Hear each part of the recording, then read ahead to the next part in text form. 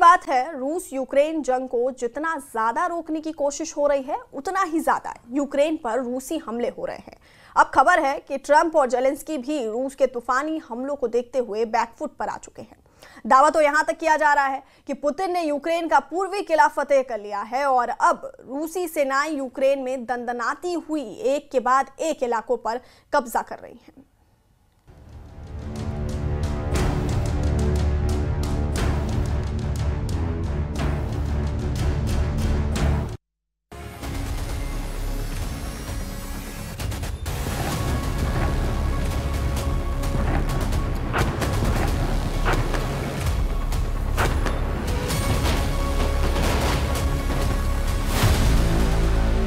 झुक गया America, NATO, Putin ने जीता पूर्वी यूक्रेन।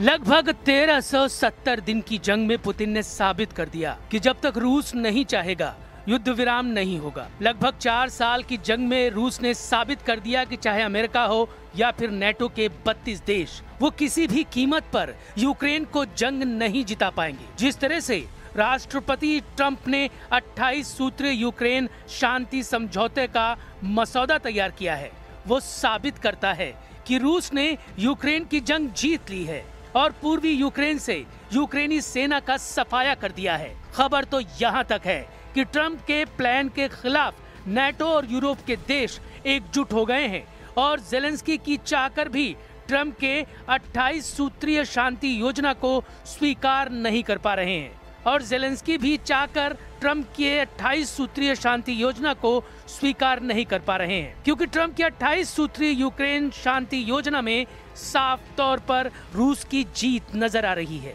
हम आपको दिखाने जा रहे हैं कि क्या 28 नवंबर को ट्रंप की तरफ से जेलेंस्की को दी गई डेडलाइन यूक्रेन के अंत की डेडलाइन साबित होगी, क्योंकि ट्रंप की शांति योजना की वजह से यूक्रेन के पूर्वी मोर्चे पर तैनात यूक्रेनी सैनिकों ने जंग लड़ने से मना करना शुरू कर दिया है, जबकि दूसरी तरफ पुतिन की सेना ने पूर्वी यूक्रेन के खार्किव में ऐसा खौफनाक खूनी हमला किया है जिससे जेलेंस्की के होश उड़ गए हैं।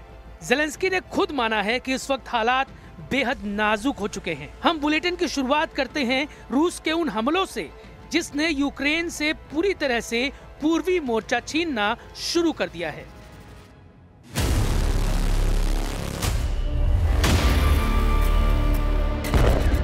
पूर्वी यूक्रेन में हालात बद से बदतर होते जा रहे हैं। पूर्वी यूक्रेन का डॉनबास का पूरा इलाका पुतिन के निशाने पर है।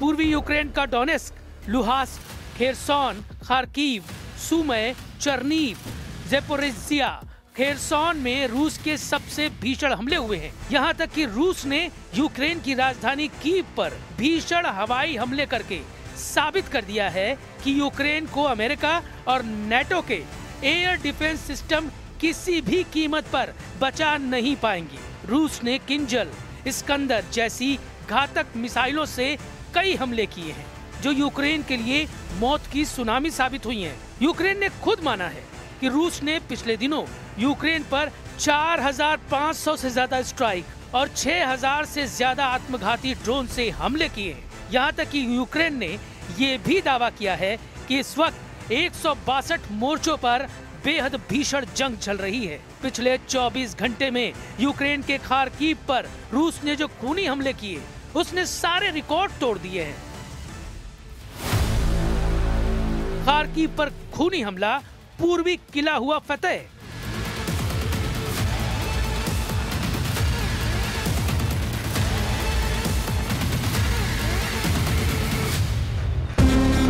रूसी सेना ने 23 नवंबर को पूर्वी यूक्रेन के खार्किव पर बहुत बड़े ड्रोन हमलों को अंजाम दिया है। यूक्रेन के दूसरे सबसे बड़े शहर में कम से कम 4 लोगों की मौत हुई, 12 से ज्यादा घायल हुए। खार्किव के मेयर इहो तेरेखोव ने टेलीग्राम पर बताया कि कम से कम 4 लोग बुरी तरह से जलकर मर गए, जबकि खार्किव के क्षेत्रीय गवर्नर ओले सिनिहुबो के मुताबिक घायल 12 लोगों में से 11 और 12 साल के 2 बच्चे भी शामिल हैं। यूक्रेनी अधिकारियों के मुताबिक शहर के 6 जिलों में 15 हमले दर्ज किए, जो रूसी सीमा से लगभग 30 किलोमीटर दूर पर स्थित है। जेलेंस्की ने भी माना कि युद्ध के मोर्चों पर हालात बेहद संगीन हैं।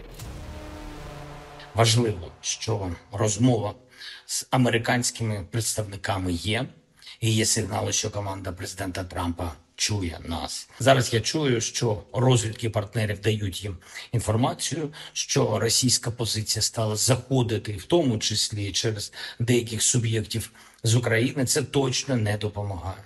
Є наша державна позиція, є українська гідність. Рухатись треба так, щоб її посилити, а не підважити. Розраховую, що мене почують зараз ті, кого це стосується. जेलेंस्की से सैनिकों की बगावत, जंगी मोर्चों से भागी यूक्रेनी सेना। हैरानी की बात तो यह है कि एक तरफ ट्रंप के 28 सूत्रीय यूक्रेन शांति योजना के खिलाफ जेनेवा में यूरोपीय देशों ने बगावत की, तो वहीं दूसरी तरफ यूक्रेनी मोर्चों पर जंग कर रहे यूक्रेनी सैनिक खुली बगावत पर उतर आए हैं। जरा इस वीडियो को देखिए। ये यूक्रेनी सेना के तोपखाने की चौकी पर तैनात वो सैनिक है जो अब रूस के खिलाफ जंग करने से मना कर रहे हैं। ये यूक्रेनी तोपखाने की वो टुकड़ी जिसने डंके की चोट पर कहा है कि अगर ट्रंप का 28 सूत्री यूक्रेन शांति योजना के तहत यूक्रेन का पूर्वी शहर प्रोकोवस्क रूस को दिया गया तो वो रूस के खिलाफ जंग में नहीं उतरेंगे। इन सैनिकों का साफ कहना है कि अगर रूस को प्रोकोवस्क का इलाका सौंपना ही है तो फिर हम प्रोकोवस्क को बचाने के लिए रूस के खिलाफ जंग क्यों करें? ये तो हमारी देशभक्ति और कुर्बानी का सीधा सीधा सौदा है। जरा देखिए ज़ेलेंस्की के बागी सैनिक अपने लीडरों पर क्या आरोप लगा रहे हैं।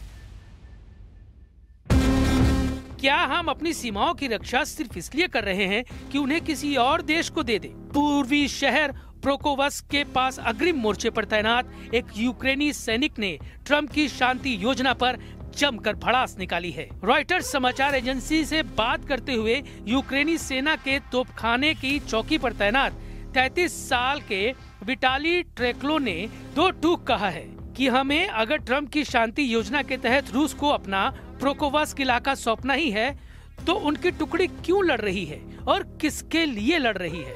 क्या हम अपनी सीमाओं की रक्षा सिर्फ इसलिए कर रहे हैं कि उन्हें किसी और को दे दें? इन सब बलिदानों का क्या मतलब है? बड़ी संख्या में सैनिक मर रहे हैं और उसके ऊपर शहरों पर हमले हो रहे हैं। ट्रिकालो ने कहा कि उनके सैनिक किसी भी ऐसे शांति समझौते को स्वीकार नहीं करेंगे। Вам сказати, на що ми тоді тут воюємо, якщо вони хочуть, щоб ми то все повіддавали.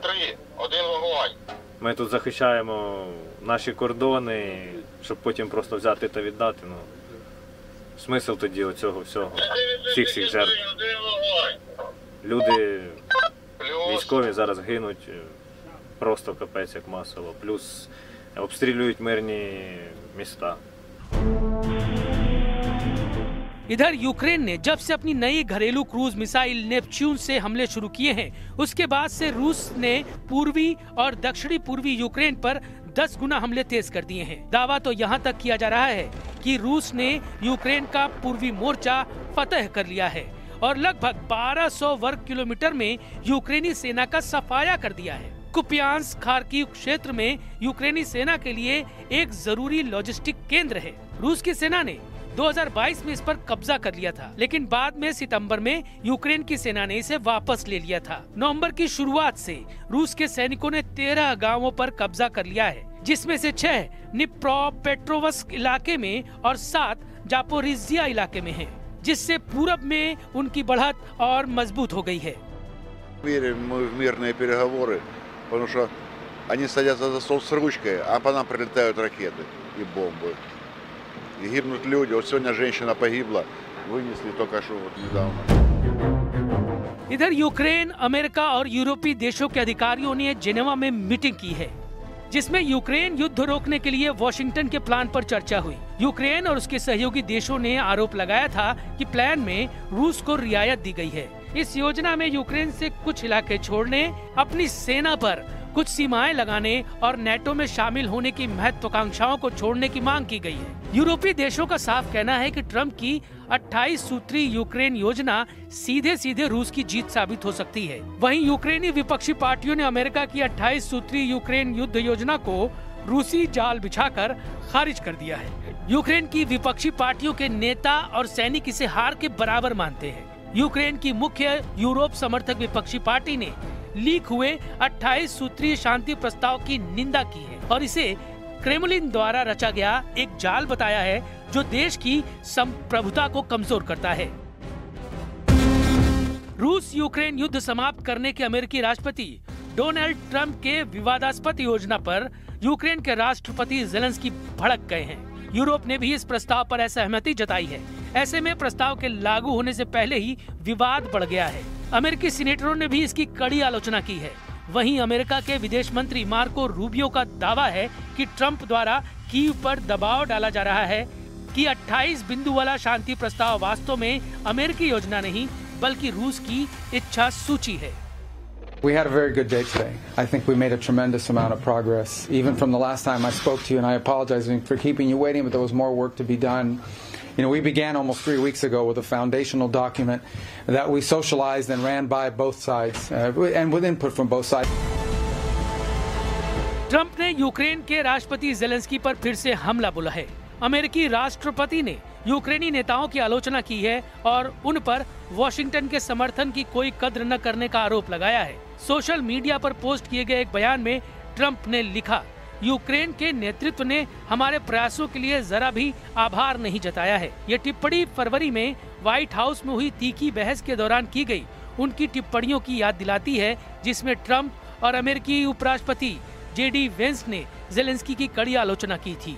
अब ट्रंप ने अपने 28 सूत्री योजना को लेकर ज़ेलेंस्की पर जमकर भड़ास निकाली है। कुल मिलाकर हालात ऐसे हो गए हैं कि या तो ट्रंप की 28 सूत्री योजना पर ज़ेलेंस्की को 27 नवंबर तक हाँ करना होगा, वरना 27 नवंबर के बाद पूरे पूर्वी यूक्रेन पर रूस के हमले कई गुना तेज हो जाएंगे। अब देखना होगा कि 27 नवंबर को यूक्रेन के भाग्य का क्या फैसला होता है।